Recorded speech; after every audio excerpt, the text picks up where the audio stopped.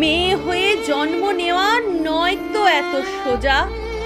ভাবতে হবে হিংস্র দেশে কিভাবে যায় বাঁচা। যাদের আমরা সম্মান দিই ভাবি ভগবান তুল্য, এই সমাজে এখন দেখি তাদেরই নেই মূল্য। আমরা নারী সবই পারি, এটা ভীষণ মিথ্যে। না, পারি না কোনোভাবে নিজের প্রাণকে রুখতে। তাই তো হঠাৎ শেষ হয়ে যায় মাঝপথেতে স্বপ্ন। টেথিস্কোপটা রক্তে রাঙা, আজকে কাদের জন্য?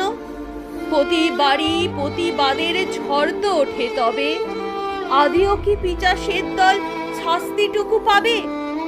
আর কতদিন এইভাবে আর নিজেকে রাখবো গুটিয়ে?